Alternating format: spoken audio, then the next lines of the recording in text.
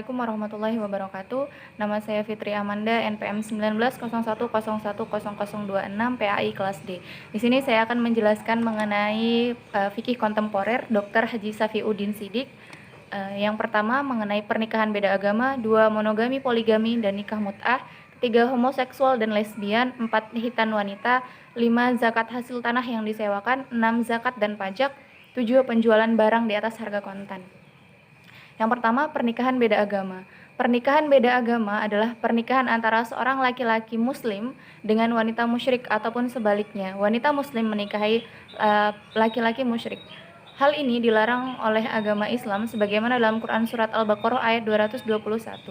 Nah, sebagian jumhur ulama memperbolehkan menikahi ahli kitab baik Yahudi maupun Nasrani. Hal ini karena mengandung hikmah bahwa dalam berdakwah kepada istri agar masuk Islam. Hal itu pun karena dalam pemahamannya ahli kitab juga merupakan agama samawi.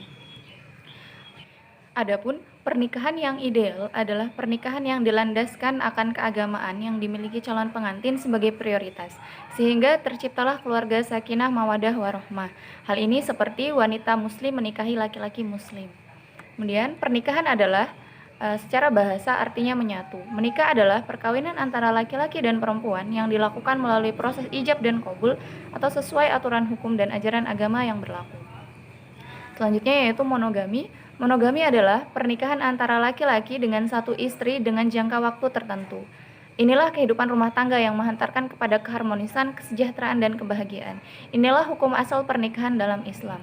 Selanjutnya poligami. Poligami adalah pernikahan antara laki-laki dengan beberapa wanita yang lebih dari satu pada waktu yang bersamaan. Hal ini diperbolehkan dengan beberapa kriteria sebagaimana dalam Quran Surat An-Nisa ayat 3. Pernikahan poligami maupun monogami semuanya diperbolehkan dalam Islam, tidak lepas daripada ilatnya. Asal perintah monogami dalam pernikahan dapat berubah menjadi perintah berpoligami jika benar-benar ditentukan ilat yang dapat dibenarkan. Selanjutnya yaitu nikah mut'ah atau nikah kontrak adalah menikah dengan jangka waktu dengan imbalan uang tertentu pula. Hukum nikah mut'ah adalah haram sebagaimana hadis riwayat Muslim. Salah satunya hal ini karena tidak sesuai dengan akal dan wahyu. Selanjutnya yaitu homoseksual adalah hubungan seks dengan sesama jenis atau kecintaan seorang laki-laki dengan laki-laki pula. Yang kedua lesbian yaitu kecintaan antara perempuan dengan cara masturbasi. Kedua hal ini dilarang dan diharamkan di dalam Islam sebagaimana keadaan kaum Sodom pada masa Nabi Lut yang diabadikan dalam surat Al-A'raf ayat 80-87. Adapun hukuman untuk pelaku lesbian dan homoseksual ada 3 pendapat, diantaranya yang pertama dihukum mati, yang kedua dihukum sama seperti hukum zina, dan yang ketiga dihukum ta'zir atau sesuai dengan kebijakan pemerintah. Selanjutnya yaitu hitan wanita. Hitan wanita adalah memotong kulit paling atas pada wanita yang berbentuk seperti biji-bijian. Hitan wanita dilakukan ketika masih bayi, dan hitan laki-laki biasanya 6-12 tahun. Hukumnya dianjurkan untuk hitan, terdapat dalam hadis riwayat Ahmad. Zakat adalah kewajiban seseorang untuk mengeluarkan sebagian harta miliknya yang sudah memenuhi syarat untuk dizakatkan kepada yang berhak menerimanya.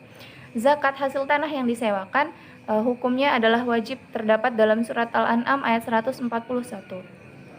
Berdasarkan buku fikih kontemporer ini, yang berhak untuk mengeluarkan zakat hasil tanah yang disewakan adalah kedua belah pihak, yaitu yang menyewa dan pemilik tanah. Zakat adalah harta tertentu yang wajib dikeluarkan kepada yang berhak menerimanya. Sedangkan pajak adalah kewajiban yang wajib disetorkan kepada pemerintah yang nantinya digunakan untuk biaya kepentingan umum dalam rangka merealisasikan tujuan ekonomi, sosial, politik, dan tujuan lainnya yang hendak dicapai oleh sebuah negara. Penjualan barang di atas harga kontan karena kredit hukumnya dilarang jika ia masuk kepada unsur riba. Selanjutnya yaitu penjualan barang di atas harga kontan karena kredit. Hukumnya yaitu dilarang jika ia masuk kepada unsur riba. Maka untuk menghindari unsur riba, maka bisa dilakukan dengan penjelasan bahwa kredit bukan disebabkan karena nilai waktu, tetapi karena ditahannya hak penjual barang. Demikian yang bisa saya sampaikan. Saya akhiri. Wassalamualaikum warahmatullahi wabarakatuh.